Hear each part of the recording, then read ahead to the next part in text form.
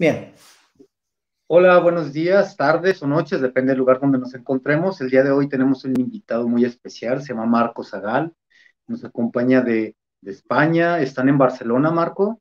sí, Sí, en ¿verdad? Barcelona. Ok, les voy a contar rápidamente lo que nos va, cuál es la reseña de Marco. Marco es un curioso innato de la cuestión del aprendizaje. Su vida es un continuo aprender. A partir de su trayectoria como profesor de biología y química, se preguntó cómo podía hacer para que sus alumnos se interesaran y absorbieran todo ese conocimiento desde el disfrute.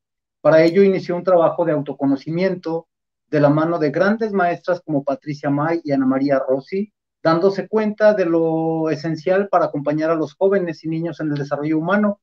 Desde ahí se sumergió en la educación Montessori, especialmente de 12 a 18 años, y en la neurociencia aplicada a la educación. Marco, además de ser padre de 4 hijos, es fundador y director de la organización Montessori Canela Internacional, terapeuta formado en Instituto Gestal, es asesor, investigador y formador de profesores y personas vinculadas a la educación, colaborando con diversos proyectos en el diseño e implementación del trabajo por ambiente preparado, entre otros temas.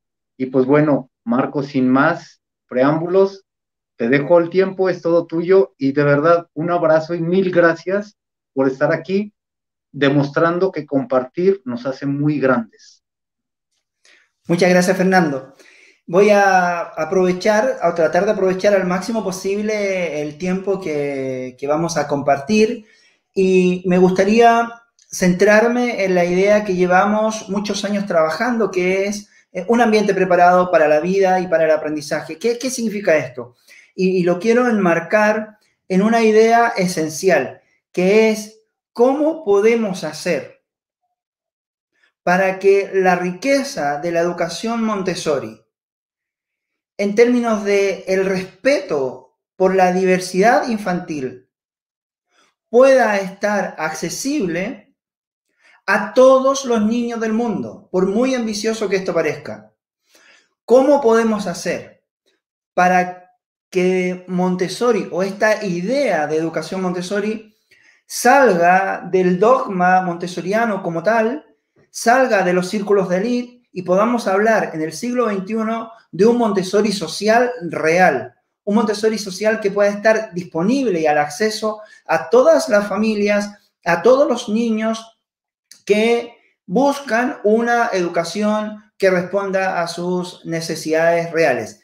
Y esto lo podemos hacer si logramos entender, y por eso es tan importante investigar y centrarnos en qué es cuál es el trasfondo que hay en la educación Montessori, que no es otro que educar a niños, educar a seres humanos o formar a seres humanos con una amplia conciencia del mundo, una amplia conciencia del valor del ser humano, una amplia conciencia del cuidado del planeta, una amplia conciencia del valor de la paz y la cooperación para construirnos como una sociedad amable, respetuosa, que realmente tiene una mirada amplia de la vida. Y esto es muy importante porque Montessori, de alguna manera, es enemigo de sí mismo. Yo siempre digo esto porque Montessori funciona tan bien, y esto lo puedo decir con conocimiento de causa, como papá de hijos que se han educado desde pequeño en la educación Montessori, como profesor que ha trabajado en distintos colegios Montessori y como investigador que llevo más de 10 años investigando cómo transferir la educación Montessori a la escuela pública, al sector público o a la escuela tradicional. Y en esto hemos acumulado muchísima experiencia sobre cómo ayudar a las escuelas, a los profesores a aplicar un trabajo que esté centrado en las necesidades del niño y no en las necesidades curriculares propiamente tal.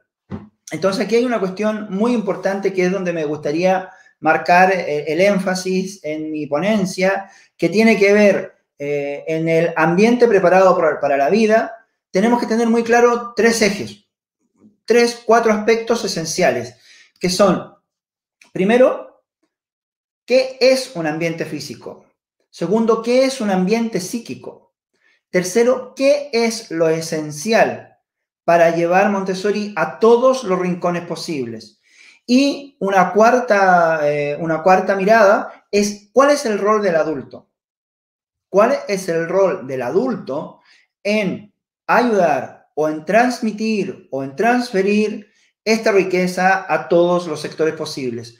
Yo les quiero compartir a las personas que nos están escuchando que como Montessori Canela llevamos, como organización Montessori Canela Internacional, llevamos más de 10 años trabajando en distintos países del mundo, en distintos países de América Latina, en distintos países de Europa, ayudando a las escuelas a transferir las buenas prácticas que tiene la educación Montessori a su vivencia cotidiana. ¿Por qué razón? Porque esto aquí es muy importante, Fernando, preguntarnos cuál es el punto de partida. ¿Dónde comienza Montessori? Montessori comienza en el material Montessori. Montessori comienza en una sala de clases bellísima de 100 metros cuadrados con un montón de estanterías disponibles. ¿Dónde comienza realmente Montessori? Y junto con ¿dónde comienza realmente Montessori? Preguntarnos el para qué. ¿Cuál es el sentido que tiene trabajar en un ambiente preparado? El sentido es que los niños aprendan a usar el material Montessori. El sentido es que la guía sepa desarrollar el trabajo autónomo del niño. ¿Cuál es el sentido real?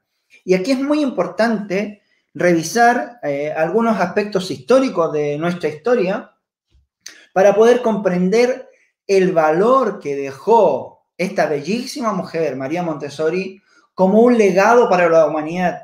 Y por eso somos tan categóricos como Montessori Canela en decir que la educación Montessori como visión de ser humano es un legado para la humanidad. Ella dejó un legado para la humanidad, no dejó una patente comercial. Y es lamentable ver cómo Montessori en muchísimas escuelas se utiliza simplemente como una patente comercial para captar a niños, para captar matrículas y generar de alguna manera un mercado con una educación diferente. Y a mí me gustaría centrarme en cuál es el sentido de la educación Montessori. ¿Ya? ¿Cuál es el sentido? ¿Hacia dónde va esta visión que desarrolló esta mujer hace más de un siglo atrás y que hoy, gracias hacia los avances de la neurociencia, del conocimiento que tenemos sobre el cerebro, está quedando ampliamente demostrado el valor que tiene centrar la educación en las necesidades del niño y no en las necesidades curriculares? Y estamos en un contexto de coronavirus donde esto ha quedado más en evidencia todavía. Me gustaría decir que cuando digo que Montessori de alguna manera es enemigo de sí mismo, me refiero a que lamentablemente en todo el mundo, cuando hablamos de Montessori, lo primero que se nos viene a la cabeza es material. La torre rosa, la escalera marrón, los tableros de multiplicación, y pareciera ser que el sentido de la educación Montessori tiene que ver con que los niños aprendan el currículum escolar de una forma diferente, o de una forma divertida, o de una forma entretenida. No es ese el sentido de la educación Montessori. Esto no quiere decir en ningún caso, y no quiero que se entienda así, quienes nos están escuchando, que el material Montessori no es importante, que no tiene valor. Al contrario, es un material científicamente diseñado por una mujer visionaria, una mujer científica, antropóloga, pedagoga, psiquiatra, una mujer de la cual la ciencia debería destacar, debería valorar con muchísima más fuerza las aportaciones que esta mujer hizo. Porque el material es un material científico, es un material concreto, es un material que ayuda a desarrollar el pensamiento desde lo concreto al abstracto, de una manera alucinante. No hay ningún otro pedagogo en el siglo XX que haya desarrollado tal magnitud de materiales educativos que ayuden al aprendizaje de todas las áreas curriculares que exigen los currículos oficiales en los distintos países del mundo, porque la forma en que trabaja el conocimiento Montessori está centrado en competencias. Es una educación que está centrada en competencias, no está centrada en contenidos.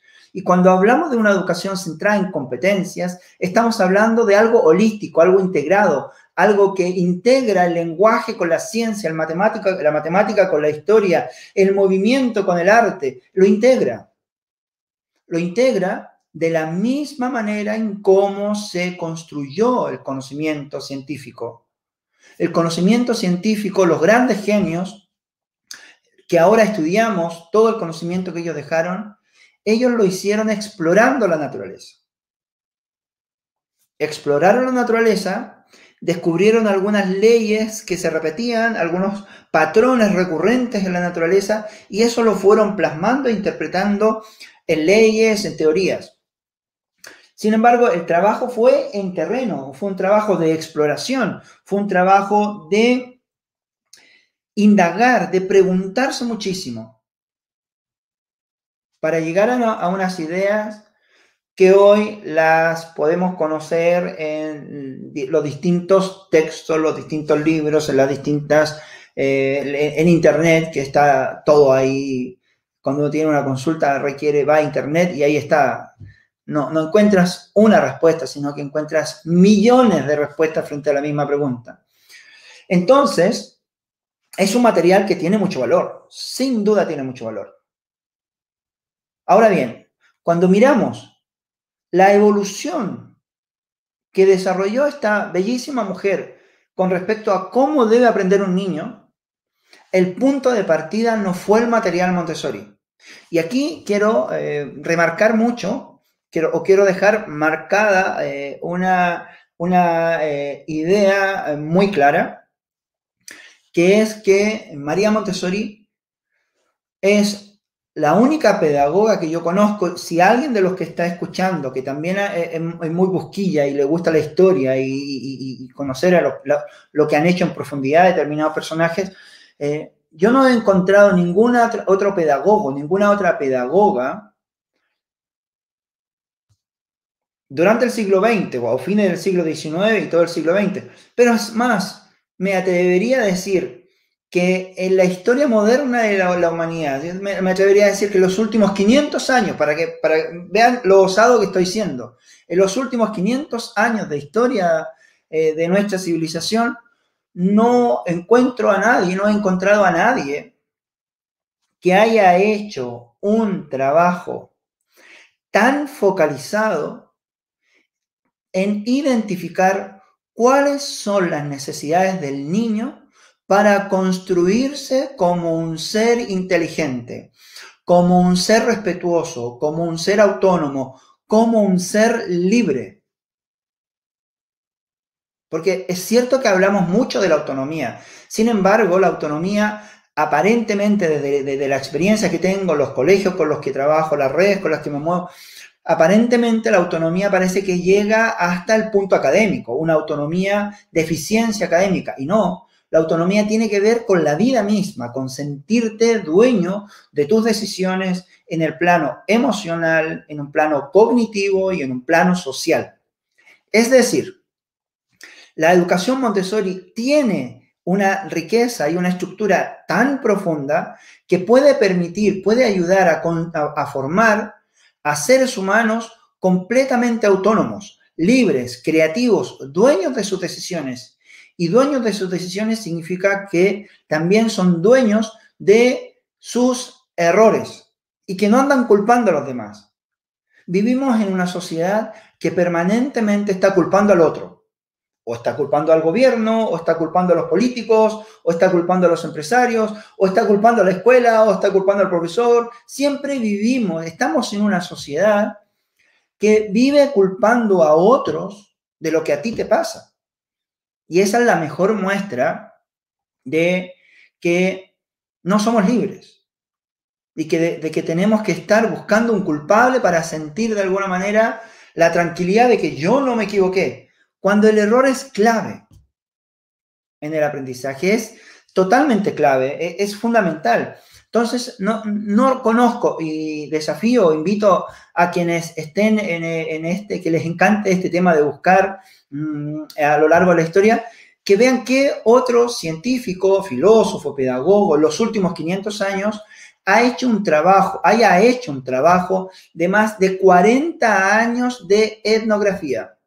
María Montessori es la única pedagoga que realizó un trabajo etnográfico durante 40 años en 3 continentes. En Asia, en la India, en Europa, evidentemente, en Italia, en España, en Holanda, en Barcelona, vivió en Barcelona ella, y en Estados Unidos, y alcanzó a hacer alguna cosa en Argentina. Por tanto, yo no conozco a nadie, ningún pedagogo en el siglo XX que haya hecho un trabajo en terreno, no un trabajo teórico, no un trabajo interpretativo de los fenómenos de desarrollo evolutivo del niño, nada. Ella estuvo observando el comportamiento del niño durante 40 años en 3 continentes. Y por tanto, acumuló suficiente material, suficiente información para dejárnoslas a nosotros, a las futuras generaciones, y decirnos algo tan simple como esto, como el niño necesita aprender en un ambiente seguro. El niño necesita aprender en un ambiente emocionalmente protegido. El niño necesita tener sus necesidades básicas cubiertas antes de desarrollar la cognición. Necesidades básicas cubiertas, vamos a entender por comer. Un niño con hambre no aprende.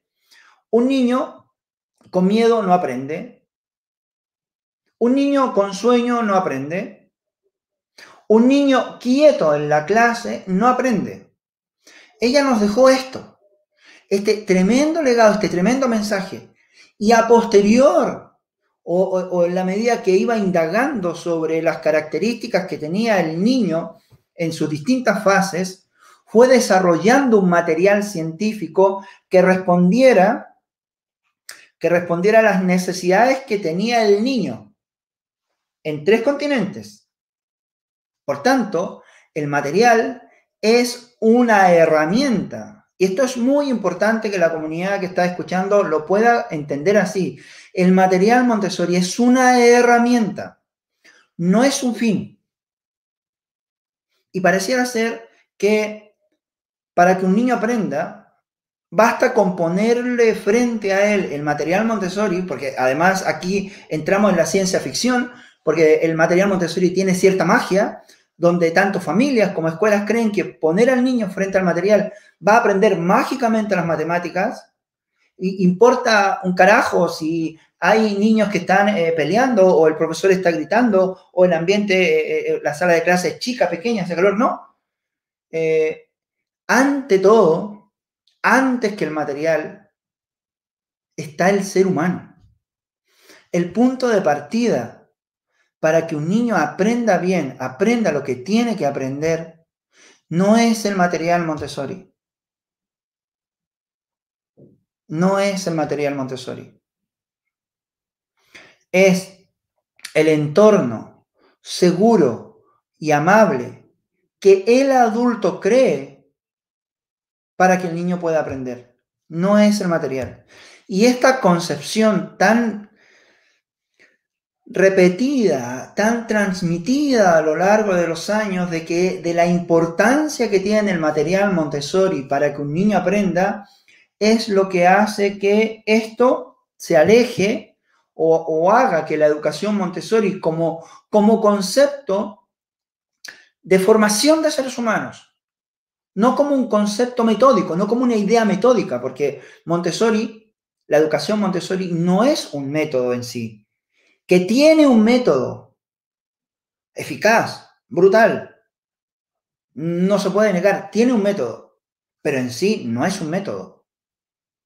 Es una filosofía de vida, es un modelo de cómo acompañar el desarrollo de la vida de un niño en su transición desde el pensamiento concreto hacia la abstracción.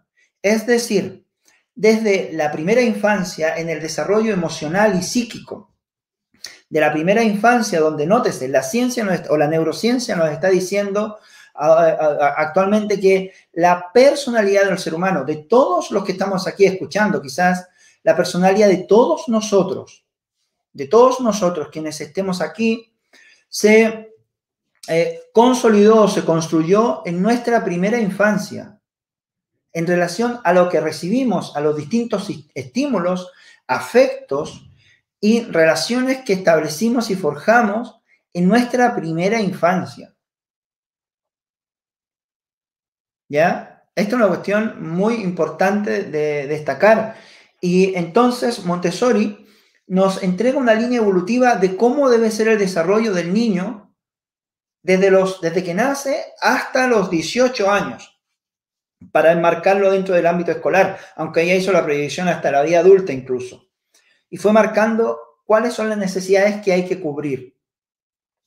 Y hay una necesidad en la que a mí me gustaría detenerme también, en esto de cómo crear un ambiente preparado, porque creo que he sido ya bastante categórico en decir que el punto de partida no es el material Montessori, que es muy valioso, e insisto, no estoy negando el valor que tenga, es valiosísimo.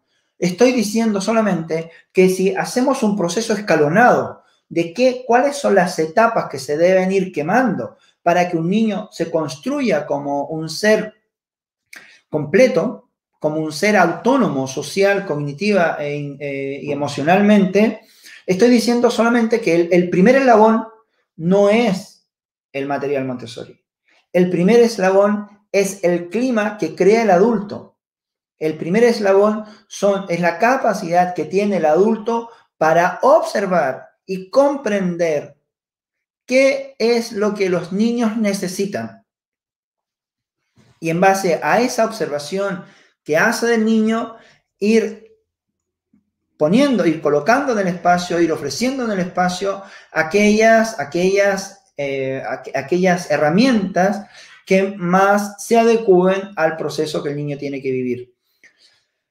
Si somos capaces de poder entender esta enorme importancia de que el punto de partida es el ser humano, es la capacidad que tenemos los adultos de observar qué necesidades tiene el niño, es que vamos a poder dar mejor respuesta a las distintas formas de aprender que hay en el aula. Y a una de ellas que tenemos que dar respuesta de una manera urgente, es cambiar en las escuelas, en todas las escuelas me atrevería a decir, o en la gran mayoría de las escuelas, porque hay escuelas que también están haciendo un trabajo increíble, es cambiar nuestro concepto de disciplina.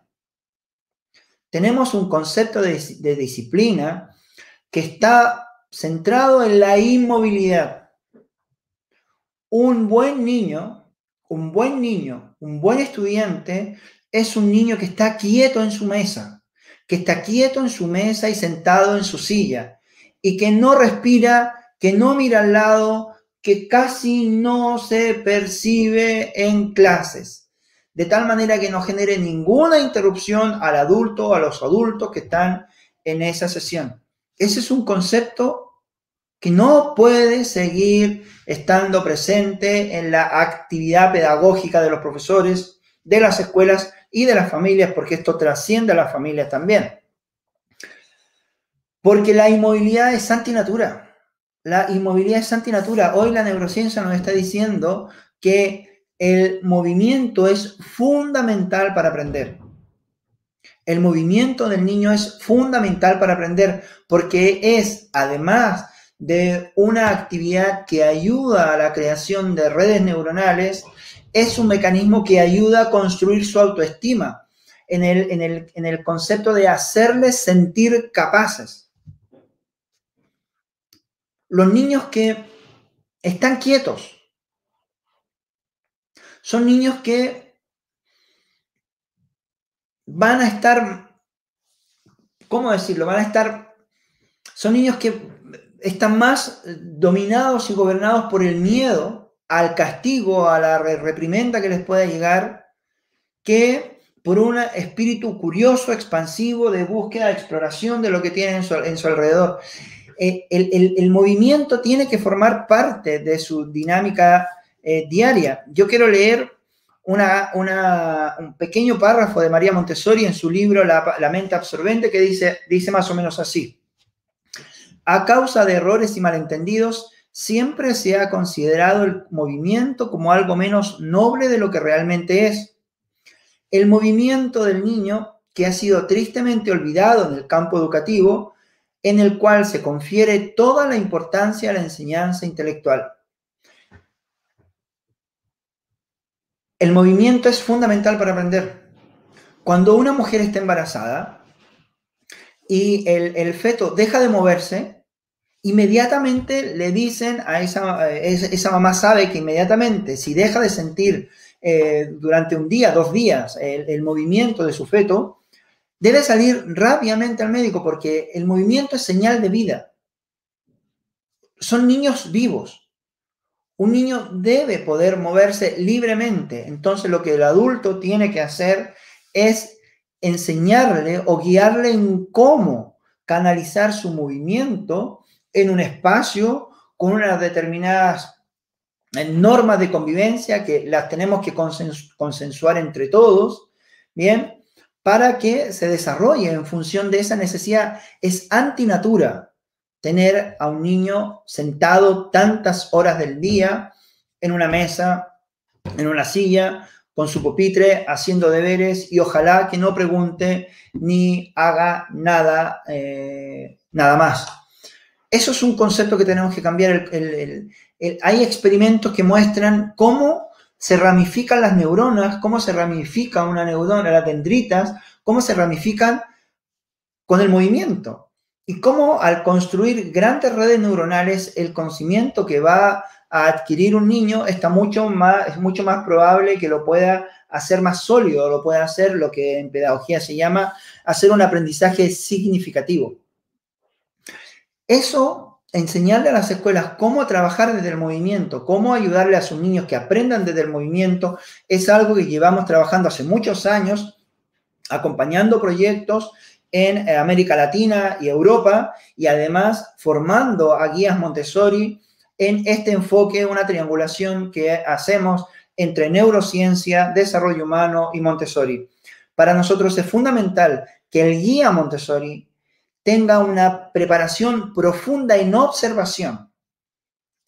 Y evidentemente el estándar internacional con respecto al uso del material Montessori en las distintas áreas curriculares, pero por sobre todo que sea un experto en observar, en saber observar al niño, y a través de la observación poder adecuar las estrategias didácticas que requiere un niño, un grupo de niños, para aprender lo que tengan que aprender en función de sus etapas de desarrollo en todo el sistema educativo. Esta es una propuesta que llevamos desarrollando hace ya muchos años, prácticamente 10 años que llevamos formando a guía Montessori en España y en América Latina, y tiene este enfoque: neurociencia, desarrollo humano y evidentemente todo lo que corresponde al enfoque, a la metodología Montessori en todo lo que es filosofía, observación y las áreas curriculares.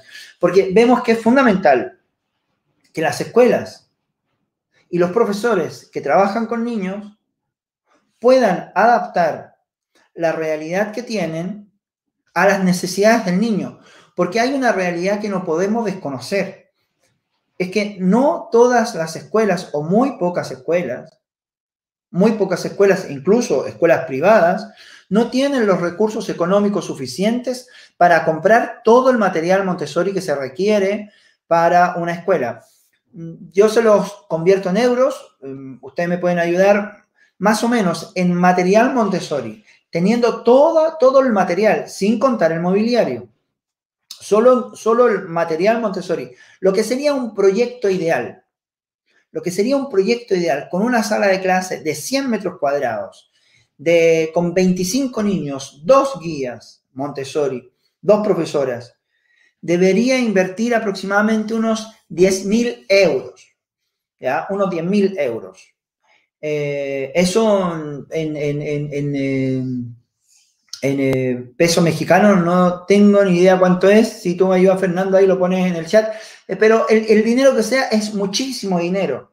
Y no podemos esperar juntar esa cantidad de dinero para que los niños puedan disfrutar de una buena educación. Y en esto quiero volver a reiterar, una buena educación para un niño no pasa por tener todo el material Montessori.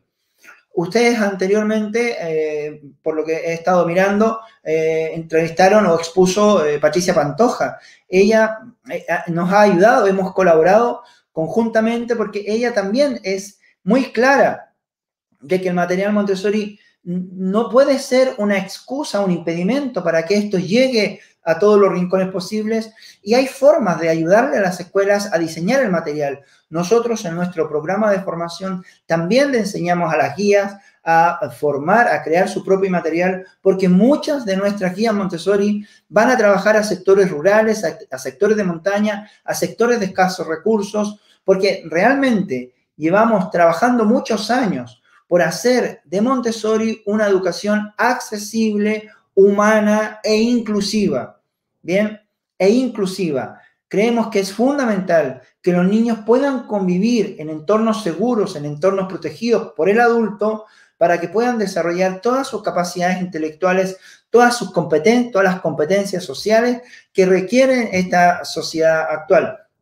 Por tanto, hay maneras para ayudar a las escuelas, para ayudar a los profesores, para ayudar a las familias a que puedan tener su propio material, de tal manera de eliminar al máximo posible la probabilidad de que una escuela que quiere cambiar, que ve la necesidad de cambiar, no lo pueda hacer porque no tiene dinero para comprar material Montessori.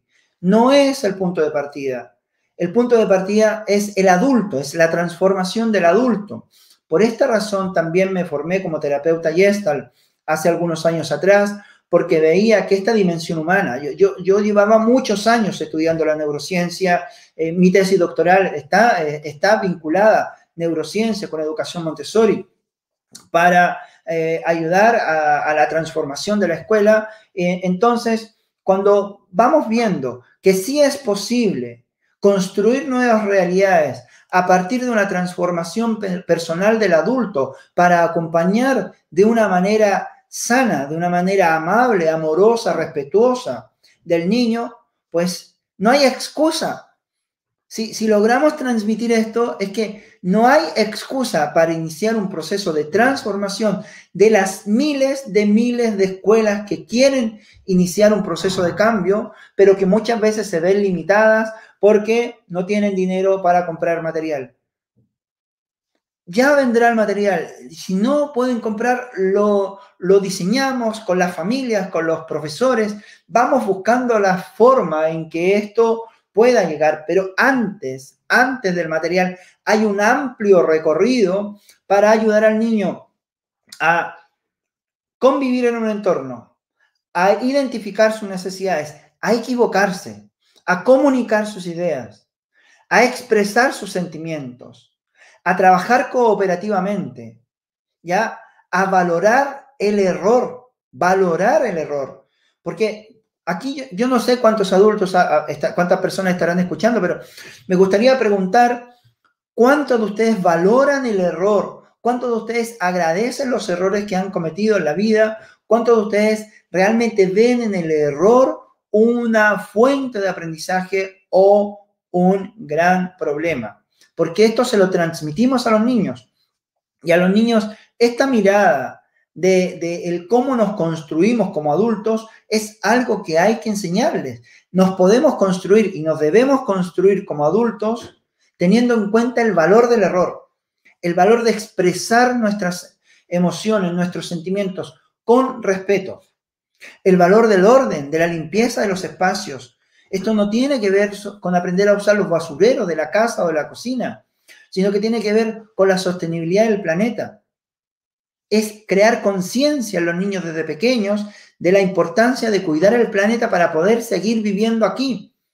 Es impensable que la ciencia nos esté diciendo, que los distintos investigadores nos estén planteando que quedan más o menos 100 años de vida en el planeta Tierra antes de que inicie un proceso de autodestrucción irreparable.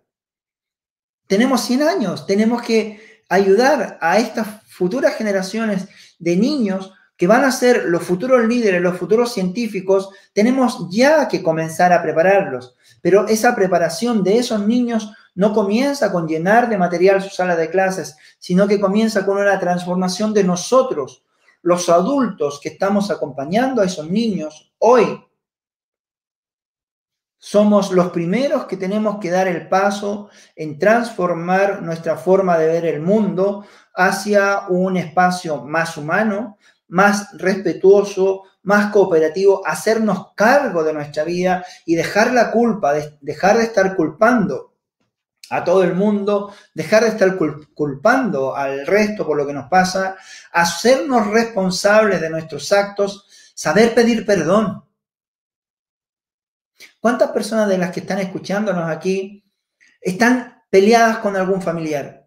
¿Están enojadas con algún amigo? ¿Están molestas con alguna persona? Y a lo mejor pueden estar tan molestas o simplemente molestas porque no te respondió un WhatsApp, porque te dejó visto un WhatsApp y no te respondió y tu mente empieza a divagar y ¿por qué no me respondió? ¿Por qué no me marcó el mensaje? Y así sucesivamente. O realmente un gran desencuentro, un gran problema. ¿Qué capacidad de perdón tenemos los adultos?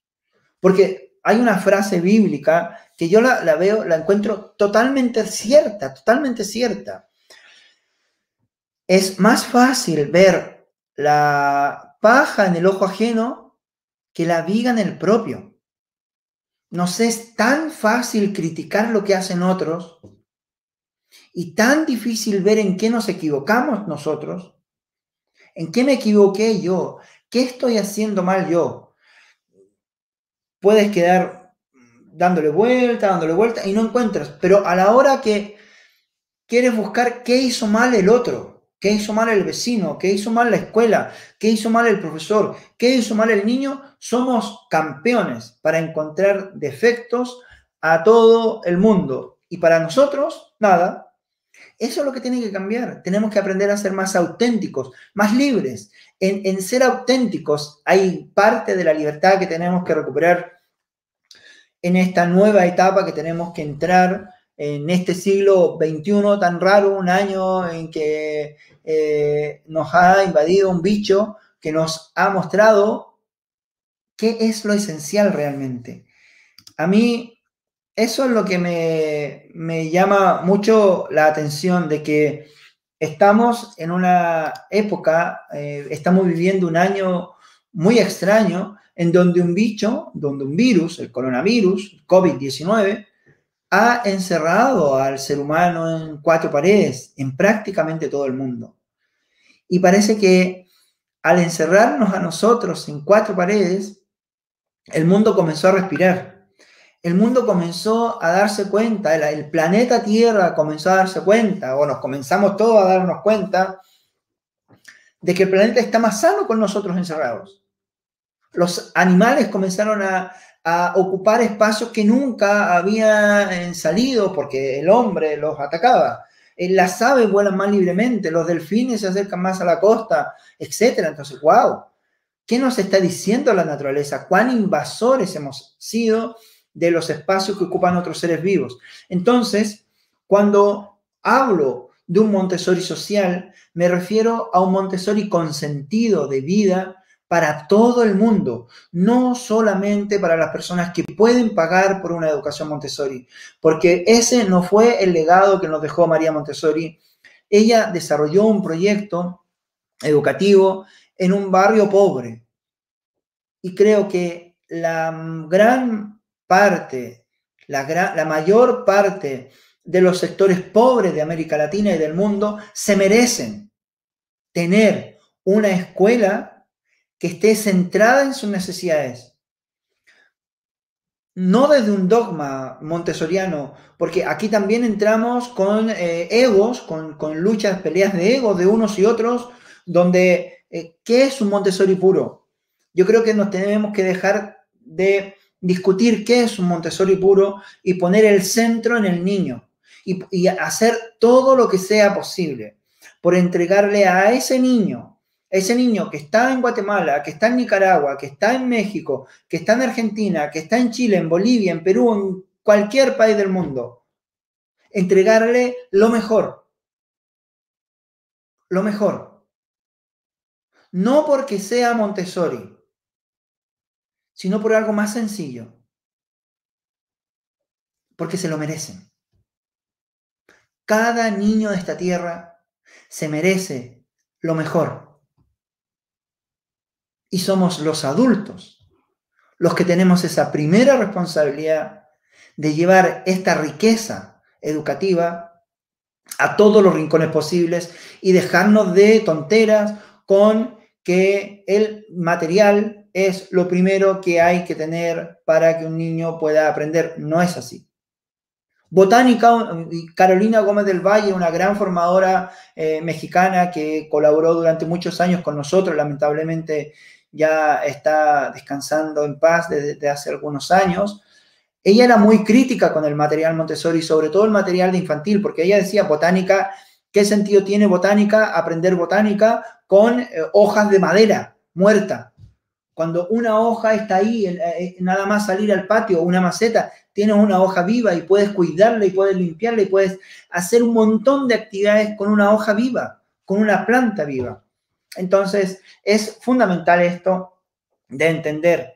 La única manera que podemos hacer llegar un enfoque Montessori centrado en el niño a todos los rincones posibles es que entendamos que el punto de partida para una transformación real de la educación es una transformación de los adultos que acompañamos a los niños. Los adultos, ya sea en la escuela y también los papás. ¿Ya? Los papás también tienen que hacer un trabajo de cómo acompañar a los niños en la casa, porque en este trabajo de acompañar el desarrollo de la autonomía del niño, la familia es fundamental.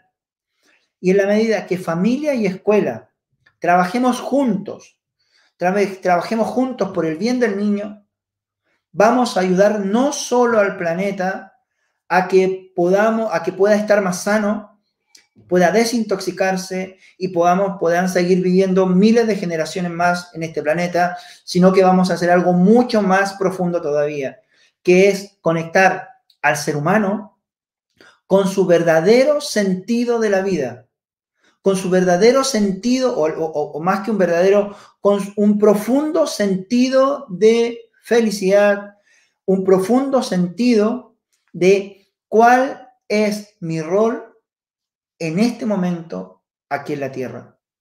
Creo que en la medida que todos podamos hacer eso, vamos a poder contribuir a una educación y a una sociedad realmente nueva, que es lo que tenemos todos que aportar. Así es que, no sé, ahora creo que vienen preguntas, Fernando, no sé, dime tú. Sí, Marco, yo te quiero agradecer todas estas palabras, híjole, tan profundas y llenas de ti. En verdad, a mí me dejas boquiabierto. Son cosas que yo en algún momento he pensado durante la vida, pero pensaba que eran locuras mías y me da mucho gusto que estas locuras también estén en ti. Y sobre todo ahorita de lo que decías de la felicidad, yo creo que una de las cosas que tenemos que dejar de hacer es comprar instantes de felicidad, porque es lo que más daño hace al ser humano, comprar instantes de felicidad. Soy feliz porque compré otro teléfono, soy feliz porque compré y son instantes de felicidad que se van acabando y se van acumulando de una forma tan superflua que nunca nos damos tiempo de encontrar la verdadera felicidad. Mira, aquí Yaribet nos dice, ¿cómo se puede preparar un ambiente en casa con espacios verdes, reducido para enseñar ciencias naturales o biología a niños de 3 a 6 años? Bueno, yo aquí vuelvo a la idea, a la idea una de las ideas que presenté, o sea, un ambiente preparado para la vida tiene tres áreas. El ambiente físico, que es toda la infraestructura, lo físico, lo tangible. Tiene un ambiente psíquico, que es precisamente toda esa parte intangible que no vemos y que está muy presente, y luego está el rol del adulto. Y aquí en la casa yo insisto en lo mismo que con las escuelas. El punto de partida no es adecuar un material o un espacio para aprender nada más que asumir el desarrollo evolutivo del niño. En la casa, y en esto es algo muy reiterativo, yo le diría a esta mamá que está preguntando, bueno, ¿cómo acompañas al movimiento del niño en tu casa? Antes de pensar en ciencias naturales o en matemáticas o lenguaje, yo dije, el lenguaje, o sea, el movimiento, ayuda al desarrollo del desarrollo neuronal. ¿Por qué razón? Porque el movimiento es una actividad que va en coherencia con el desarrollo del niño. El niño está en una etapa de ebullición de células, de ebullición de neuronas, está desarrollándose a una velocidad impresionante. Y el movimiento, el educar al niño desde el movimiento, acompañarlo desde el movimiento, es algo que es muy poco común, muy poco trabajado. Y tendemos los adultos a buscar que el niño esté quieto. Yo digo que, al contrario, un niño sano es un niño que se mueve mucho porque está siendo coherente con su etapa de desarrollo, que necesita moverse, necesita caminar, necesita trepar. Entonces ahí está el adulto, el que tiene que acompañar al niño. Entonces aquí viene una pregunta para el adulto, para todos los adultos. Y aquí también tomo la pregunta que hace Gabriela: ¿desde qué edad se debe enseñar a los niños a leer y escribir? Como adultos, ¿cuán dispuesto estoy a acompañar a mi hijo en su desarrollo del movimiento? ¿Cuán dispuesto estoy a gatear con mi hijo? ¿Cuán dispuesto estoy a trepar un árbol con mi hijo? ¿Cuán dispuesto estoy a dejarlo que suba un árbol? ¿Cuán dispuesto estoy a que suba una silla, a que haga una torre? ¿Cuán dispuesto estoy a que mi hijo explore? El movimiento lleva al niño a la exploración lleva a la indagación, y la indagación lleva a la formulación de preguntas. Y la formulación de preguntas de en qué mundo vivo son fundamentales para ese hijo, para ese niño. Y entonces, ¿cuán dispuesto estoy yo como adulto de acompañarlo en este proceso? Y en la medida que yo acompañe a este niño en este proceso, que no tiene que ver con dejarlo hacer lo que quiera, sino que tiene que ver con guiarlo, con acompañarlo y saber decirle, saber guiarlo, saber decirle cuando está exponiéndose a una situación de riesgo real, pero una situación de riesgo real, no de un riesgo de mi percepción de adulto. Ay, no, es que se va a caer de la escalera. Mis hijos, por ejemplo, siempre hemos vivido en casa, tienen escaleras. Claro, yo también trabajo como todo el mundo y yo me hacía el tiempo para acompañar a mis hijos en la escalera cuando tenemos 4 hijos, cuando empezaban a gatear y querían bajar la escalera. Claro, y te da un pánico a ti cuando tu niño se pone en la escalera porque crees que se va a ir barranco abajo.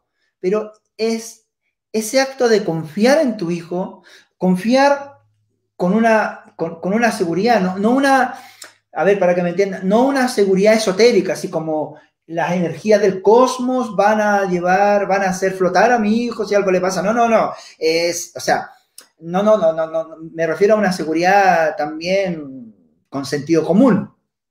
Pero estar ahí al lado de tu hijo, viendo qué hace en la escalera, cómo se mueve, si va. Es increíble, Fernando, cómo en mis hijos, cuando comenzaron a gatear y se ponían en la escalera, y mi impresión era que se iban a ir de encima, pero yo a su vez trabajaba ese miedo mío, porque es hacerse cargo de mi miedo, pero sí estaba al lado de mi hijo, observando cómo él miraba hacia abajo a la escalera y nunca se fue barranco abajo. nunca se fue barranco abajo y yo lo dejé, lo acompañaba, bajaba 2 peldaños para ver qué hacía él y estar atento a lo que él necesitara. Entonces, cuando como papás y como profesores vamos respondiendo a las necesidades que tienen en cada etapa de desarrollo, los periodos sensibles, hay periodos sensibles que van despertando en el niño en función de cómo van haciéndose dueño de los espacios. Entonces, en la medida que esto va ocurriendo, naturalmente el niño también va buscando adquirir el conocimiento y de una forma natural también el niño va a pedir leer, va a querer escribir, porque hay algo en él, hay una motricidad, el movimiento es, si vamos hilando lo fino, es motricidad gruesa, motricidad fina. Por eso es tan importante ayudar al niño a que se mueva todo lo posible y en todo el entorno en que esté, porque de ahí viene la necesidad del niño de explorar el mundo letrado. Fíjate tú que hay investigaciones científicas que hablan de que incluso el lenguaje es un movimiento esencial para el desarrollo del cerebro. El lenguaje, que le damos poco valor al movimiento de las cuerdas vocales aquí en la garganta, ya hay experimentos neurocientíficos que muestran que este acto de hablar ya es un movimiento extraordinariamente importante para el niño en términos del desarrollo cerebral. El niño primero desarrolla el fonema y luego se va al grafema como una necesidad de exploración. Entonces, ¿cuándo un niño está preparado para leer y escribir? Va a estar preparado cuando de su ser interno, de su propia exploración, le nace ese deseo de lanzarse a la escritura. Y esto puede ocurrir a los 5 años, como puede ocurrir a los 7 años, o como puede ocurrir a los 9 años. Y aquí es donde entra en pánico la familia cuando tu hijo tiene 7 años y no está leyendo ni escribiendo. Quiero decirles que hay científicos, hay grandes científicos, premios Nobel, que han comenzado a leer y escribir después de los 10 años. Por tanto, aquí la ciencia está también cambiando algunos paradigmas sobre cuál es el momento más idóneo para que un niño aprenda a leer y escribir. Como cultura general, establecemos que entre los 5 y los 6 años. Ahora, como desarrollo evolutivo del cerebro, el rango en que un niño se puede incorporar al mundo letrado es mucho mayor. Fernando. Sí, claro. De acuerdo a lo que comentas, se me hace algo muy importante y algo con lo que me quedo el día de hoy es que cualquier necesidad nos obliga a aprender. Ahorita lo que decías de tus hijos, que estaban ante una necesidad y tenían que aprender cómo, y uno lo descubre. A mí me pasó eso, hace rato lo comenté con Patti, con este congreso. O sea, yo tuve una necesidad de inscribirme a un congreso, pero vi la publicidad de Montessori Canela, te lo confieso, y cuando vi que una parte era gratuita, pero no coincidíamos con horarios y que iban a estar tanto tiempo y tenía cosas pendientes, y vi que no podía, en ese momento no podía pagarlo, dije, ¿qué hago? Es un congreso. Y mira, aquí hay otra persona que dice, estoy maravillada con el método Alice Plus. Como socióloga me preguntaba si sería posible aplicar el método Montessori en instituciones como las cárceles. ¡Wow! Mira, a mí me gustaría pedirte, Fernando, que le digas a esta persona, a Ritzel creo que se llamaba, si le puedes dar mi mail, que se contacte conmigo, porque yo he trabajado en cárceles. Yo soy profesor de secundaria, ya, de química y biología, y he trabajado este enfoque en cárceles. Y es impresionante. Por eso digo, el punto de partida es el ser humano, porque tiene que ver con de qué manera como seres humanos somos capaces de dignificar a todo ser humano por muy diferente que sea. Porque los hombres que están las personas que están en las cárceles, no podemos olvidar que son seres humanos, que han cometido un delito, que han cometido una infracción, pero que a su vez han cometido una infracción porque hay un origen de disfunción familiar en la gran mayoría de los casos. Y esa disfunción familiar es, ante todo, en la gran mayoría de los casos, una falta de afecto, una falta de vínculo, donde han crecido en ambientes violentos, agresivos, y por tanto, ese trato amoroso y cercano no lo han tenido. Y cuando se encuentran con un ser humano que los trata con respeto, que los trata con cariño, ¿ya? A un adulto se le puede trabajar con cariño. Y es necesario que los adultos nos tratemos con cariño, que no tiene que ver con que nos estemos agarrando a besos y abrazos, sino que tiene que ver con el buen trato, con el buen sentir del otro, con la empatía, con la asertividad.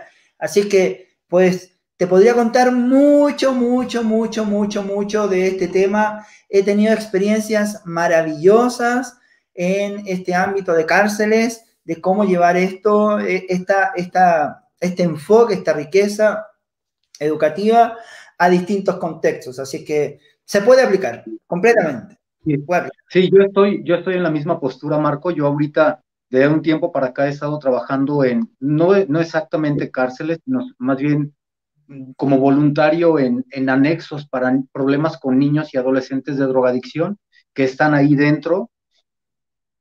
Y lo que comentas es real. Cuando se topan con un adulto que es capaz de escucharlos y de entenderlos y de quererlos más que imponerles una clase, cambia, cambia todo el chip. Ahorita no he tenido la oportunidad de regresar hasta el día 11, pero he recibido correos de que ya quieren que vaya porque ¿qué pasa conmigo? ¿Por qué no estoy yendo? Entonces, gente muy atenta y en realidad ahí me di cuenta de una cosa, que las únicas personas culpables de que ellos estén ahí somos nosotros cuando los hemos estado ignorando todo este tiempo. Totalmente de acuerdo. Totalmente de Mira, aquí acuerdo. tiene otra pregunta. Gracias, Marco. En México es difícil tener la percepción de educadores varones, pues estamos muy acostumbrados y se prefiere que sean mujeres. ¿Cómo hacer para cambiar ese pensamiento? ¿Qué opina María Montessori de este papel? Bueno, ahí a Betsabé le podrían preguntar mucho más sobre la visión feminista de María Montessori, porque fue una mujer muy feminista, muy defensora del rol de la mujer en la sociedad, María Montessori. Ahora, ¿qué podemos hacer? Esta es una pregunta, una gran pregunta. Fíjate tú que Claudio Naranjo, un gran psiquiatra con el que también colaboré en los últimos años, él planteaba que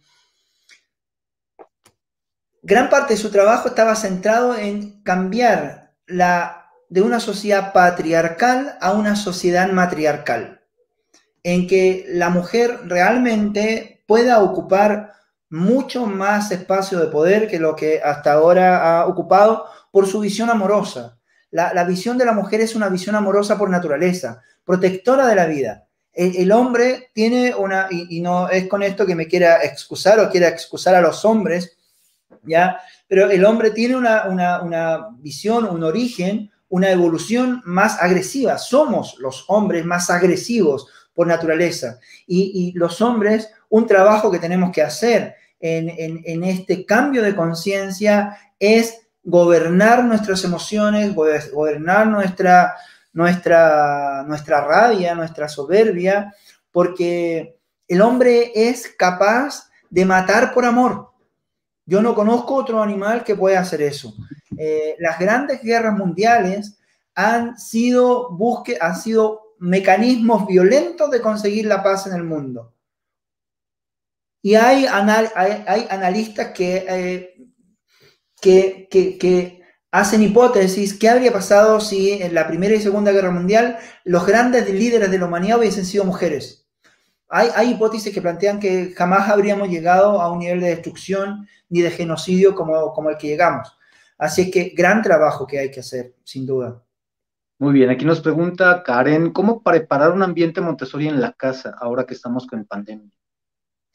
Mira, buena pregunta porque en la pandemia ha dejado en evidencia cuáles son las necesidades reales del niño, ¿ya? Un niño en este tiempo de pandemia, lo que menos necesita es aprender el currículum escolar. Lo que menos necesita. Los niños necesitan seguridad, necesitan sentirse seguros de que su familia va a estar bien, necesitan abrazos, necesitan sentirse queridos, necesitan sentir que este mundo puede ser mejor. No necesitan matemática, ni lenguaje, ni nada. Y creo que insistir tanto en meterle tanto currículum telemáticamente, además, es una distorsión de las necesidades reales que tiene el niño. Por tanto, ¿cómo preparar un ambiente Montessori en casa? Yo te quiero compartir cómo preparamos un ambiente en casa con adolescentes en tiempo de pandemia. Y fue una experiencia de las más bellas que hemos tenido desde que son pequeñitos nuestros hijos, porque ya son bastante grandes, ya la mayor tiene 21, el menor tiene 12, y fue un regalo de la vida para nosotros encontrarnos de un momento a otro, de un día para otro, encerrados en 4 paredes, levantárnoslo los 6, sin prisas. No se podía ir a trabajar, no se podía ir a la universidad, no se podía ir a la escuela, y fue fantástico cambiar el ritmo. Es decir, levantarte en pijama, ir a la cocina, ¿cómo estás? Karen, yo diría, o yo te invitaría, sobre todo si tienes hijos pequeños, a preguntarle a tus hijos cada día cómo están, cómo se sienten. El primer ambiente que hay que preparar es el ambiente psíquico. Está en esta parte intangible, esta parte amorosa, esta parte más espiritual que podemos llamar. Es cómo están, cómo te sientes, que hablen, que se expresen.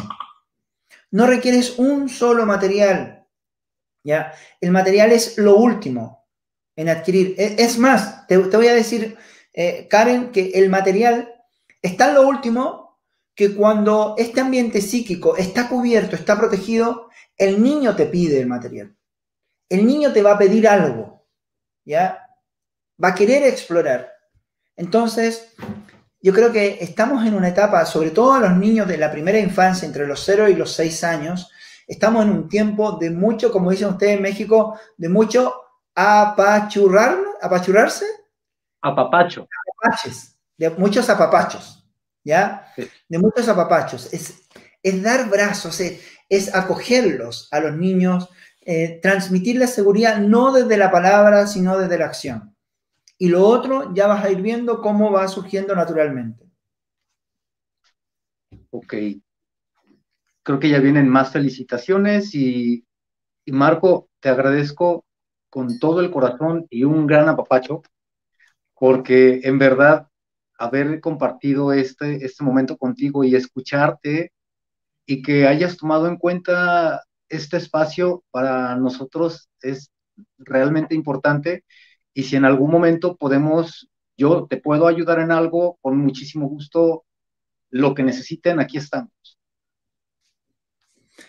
Muchas gracias, Fernando. Yo creo que es muy importante que todos quienes creemos en una nueva educación no como un dogma, no como una frase cliché, como una frase bonita, no, los que creemos, porque metemos las manos al barro, porque estamos en el día a día trabajando en sectores marginales, en sectores de escasos recursos, en sectores rurales, ayudándoles a transformar sus realidades. Creo que es fundamental que creemos red. Y le agradezco aquí a Susana Long sus saludos. Me alegro mucho que estés conectada, Susana. Hace muchos años que no la veía. Susana es la esposa de un compañero de doctorado, de un doctorado que se vino a hacer estudio acá. Y muchas gracias por los saludos, Susana. Es importante que nos unamos para aportar con acciones concretas a una nueva realidad. Tenemos, quienes creemos en el impacto que tiene la educación Montessori para una nueva educación, tenemos una responsabilidad ética de ponernos a trabajar juntos, de dejar de dividir y fragmentar la riqueza que tiene la educación Montessori y juntarnos en una gran alianza para hacer de este mundo un mundo mejor. Nosotros en estos momentos, como Montessori Canela, estamos creando una gran organización, una gran red de escuelas por una nueva educación, porque vemos que hay una necesidad real. Hay una necesidad real por transmitir, por transformar, por crear espacios que sean más respetuosos de la infancia, espacios que vinculen a la familia y a la escuela, y de esta manera vemos que es fundamental llevar llevar a todos los rincones posibles este legado para la humanidad, porque no es un mercado Montessori, que muchos seres humanos lo han convertido en un mercado, lamentablemente, pero no es un mercado, es un legado para la humanidad, que cada niño, y disculpa que me emocione, Fernando, pero es que lo siento profundamente, porque es un legado que nos dejó una mujer visionaria para transformar la sociedad y no transformarla bajo cualquier cosa, sino transformarla para ser una sociedad pacífica. Ella veía en que la paz es la principal herramienta que como sociedad debemos tener para construirnos como seres libres. Y veo que es fundamental que este legado lo podamos llevar a todos los rincones posibles, como lo decía hace un rato, porque cada niño de esta tierra se lo merece. Simplemente se lo merece. Y hay que dar respuesta a esa necesidad. Marco, otra vez 1.000.000 de gracias. Yo también me emociona escucharte, en verdad. Cuando gustes, platicamos el día que tú quieras. Yo creo que mucha gente de la que se ha sumado a que se lleve a cabo este congreso está de acuerdo contigo, porque en realidad algunas veces durante el transcurso de mi vida me llegaron a señalar como el rebelde, porque quiere hacer esto, el incomprendido, este no sabe nada. Y yo digo, qué bueno que dicen que no sé nada, porque en realidad no sé nada. Yo lo único que quiero es cambiar la sociedad, cambiar lo que ya hay estipulado que no funciona. Y a través de este medio nunca me imaginé que pudiéramos comenzar a hacerlo. Y de verdad, cuenta con nosotros, cuenta conmigo, cuenta con los que estamos aquí unidos, y de verdad te podamos ayudar a hacer algo.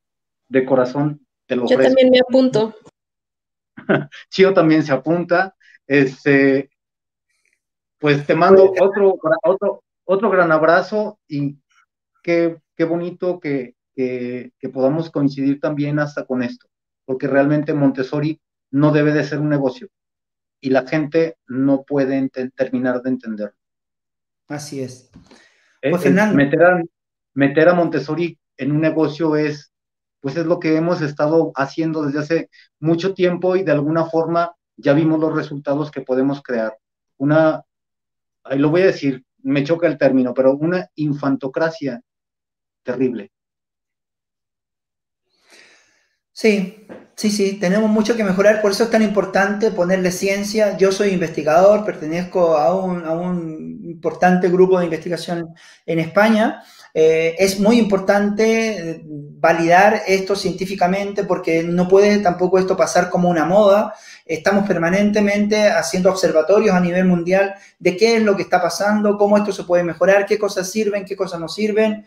Y yo te agradezco esta disposición tuya a colaborar, porque de verdad que faltan manos para ponernos a trabajar en lo que es realmente importante para llevar a todos los rincones posibles del planeta.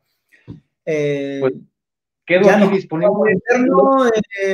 Fijamos una reunión la próxima semana cuando tú digas, yo estoy disponible, ¿vale? Cuando tú me digas, yo estoy disponible. Tú dime, y aquí estamos todos juntos. Yo sé que hay mucha gente que se puede unir, y yo he dicho durante todas estas conferencias que el momento ya llegó, aquí está, es este.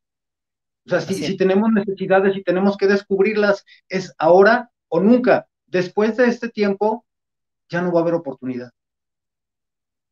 Sí, así es. Mira, yo para despedirme, me quiero despedir con una frase que guía también, me ha guiado este año, un año tan convulso, para no dejarme llevar por la información mediática que de pronto es tan calamitosa, es tan terrible todo lo que de pronto uno va escuchando.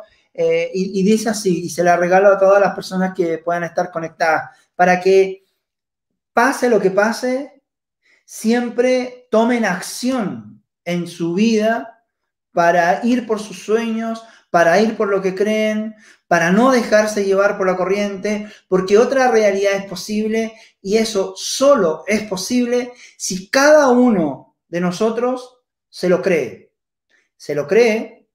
y se pone en práctica para que así sea. ¿Bien? Esta frase dice así: no esperes sentirte bien para actuar.